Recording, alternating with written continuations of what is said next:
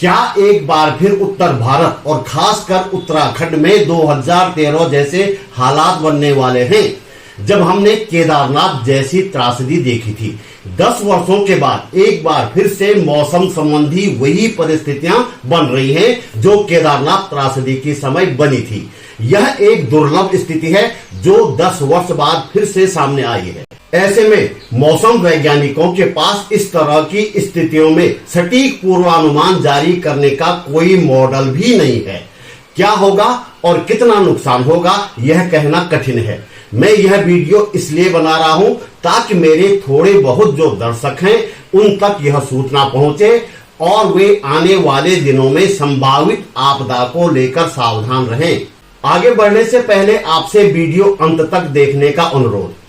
Like और comment संभव हो तो अवश्य करें। जन सरोकारों की पत्रकारिता को आगे बढ़ाने के लिए आपसे सहयोग की गुजारिश करूंगा। यदि आप समर्थ हैं तो डिस्क्रिप्शन में जाकर डिटेल अवश्य देखें।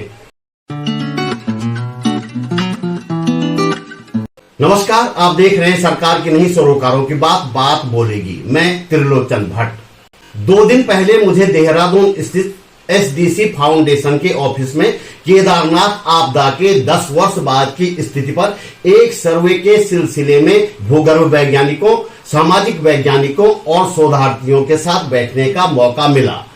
इस दौरान वाडिया हिमालयन भू विज्ञान संस्थान के पूर्व वैज्ञानिक डॉक्टर PS नेगी जी ने केदारनाथ आपदा के कारणों को पावर पॉइंट प्रेजेंटेशन के माध्यम से समझाया। उन्होंने कहा कि इस तरह की दुर्लभ स्थितियां 10 वर्षों के बाद फिर से बनने की संभावना बनी रहती है और वास्तव में ऐसा ही हुआ है। आसमान में एक बार फिर 2013 जैसे हालात बनने जा रहे हैं या कहें कि बन गए हैं। मौसम वैज्ञानिकों के अनुसार अफगानिस्तान और पाकिस्तान के ऊपर एक पश्चिमी विक्षोभ यानी वेस्टर्न डिस्टर्बेंस बना हुआ है जो 8 या 9 जून को किसी भी समय भारतीय हिस्सों में पहुंच सकता है। दूसरी तरफ बंगाल की खाड़ी में एक कम दबाव का क्षेत्र बना हुआ है जो मानसूनी हवाओं को तेजी से उत्तर की तरफ धकेल रहा है। 16-17 जून 2013 को ऐसी ही परिस्थितियां बनी थी। उस दिन उत्तर भारत में एक मजबूत WD एक्टिव था और बंगाल की खाड़ी में कम दबाव का क्षेत्र बनने से 15 जून को जो मानसूनी हवाएं मध्य प्रदेश में थी वे तेजी के साथ कुछ ही घंटों में उत्तर भारत में पहुंच गई थी। यहाँ एक और बात बताता हूँ कि क्लाइमेट चेंज का एक बड़ा असर वेस्टर्न डिस्टर्बेंस पर भी देखा जा रहा है। आमतौर पर WD ठंड के मौसम में आते हैं जो उत्तर भारत में बारिश करते हैं और बर्फबारी का कारण बनते हैं। गर्मी के मौसम में WD नाम मात्र के आते हैं, लेकिन इस वर्ष ठंड के मौसम में बहुत कम WD आए, जबकि गर्मी का सीजन शुरू होते ही इनकी संख्या बढ़ गई। मार्च में कुल 7 WD आए, अप्रैल में यह संख्या 5 थी, मई में एक बार फिर 7 WD आए और जून में 4, जुलाई में फिर से WD मानसून की मौजूदगी के बीच दस्तक दे रहा है। एक बार देख लेते हैं कि आने वाले WD और बंगाल की खाड़ी वाले कम दबाव के क्षेत्र से कहां-कहां स्थितियां बिगड़ने की संभावना है।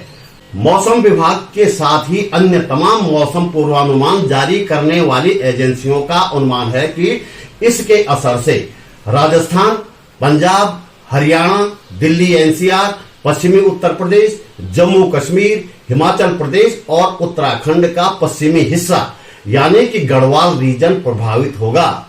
इसका असर आज से यानी 8 जुलाई से 11 जुलाई तक बने रहने की आशंका जताई गई है। मौसम विभाग ने इन परिस्थितियों को देखते हुए 11 जुलाई तक उत्तराखंड के सभी जिलों के लिए ऑरेंज अलर्ट जारी किया है। यह पूर्वानुमान 7 जुलाई का है। पूरी संभावना है कि आज यानी 8 जुलाई को थोड़ी देर में जो पूर्वानुमान जारी किया जाएगा उसमें राज्य के पश्चिमी हिस्सों के लिए रेड अलर्ट भी जरूर होगा। अब सवाल यह उठता है कि WD और मानसून के मिलन से प्रभावित होने वाले क्षेत्रों में कितना नुकसान होगा।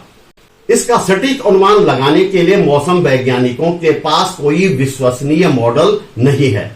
दरअसल लगातार होने वाली मौसम संबंधी गतिविधियों के आधार पर पूर्वानुमान मॉडल विकसित किए जाते हैं और उसी के आधार पर पूर्वानुमान जारी किए जाते हैं। लेकिन दुर्लभ मौसमी घटनाओं के मामले में इस तरह के मॉडल विकसित करना संभव नहीं होता। 10 वर्ष बाद फिर से इस तरह का संयोग बन रहा है। ऐसे में सटीक पूर्वानुमान संभव नहीं है। कुछ मौसम वैज्ञानिकों का यह अनुमान जरूर है कि इस बार WD 2013 के WD के मुकाबले दूर है और कुछ कमजोर भी है। ऐसे में 2013 जैसे हालत बनने की आशंका नहीं है। 2013 में 24 घंटे के दौरान केदारनाथ में 315 मिलीमीटर और देहरादून में 370 मिलीमीटर बारिश दर्ज की गई थी। एक दिन और एक महीने में सबसे ज्यादा बारिश का ऑल टाइम रिकॉर्ड भी 2013 के नाम ही दर्ज है। हमें यह बात भी जहन में रखनी होगी कि केदारनाथ त्रासदी के लिए वेदर सिस्टम के साथ ही पॉलिटिकल सिस्टम और एडमिनिस्ट्रेटिव सिस्टम भी काफी हद तक जिम्मेदार था। ऐसे में उम्मीद की जानी चाहिए कि हमें फिर से वैसी त्रासद स्थिति का सामना नहीं करना पड़ेगा, लेकिन फिर भी सावधान रहना होगा। यदि आप नदी नालों के किनारे रहते हैं या आपदा की दृष्टि से संवेदनशील गांव में रहते हैं तो आपको बेहद चौकन्ना रहने की जरूरत है। ऑल वेदर रोड के नाम पर चारधाम यात्रा मार्गों को बुरी तरह खतरनाक बना दिया गया है, इसलिए इस दौरान संभव हो तो चार धामों और पहाड़ों की यात्रा न करें। जल्दी मिलते हैं एक और वीडियो के साथ। नमस्कार।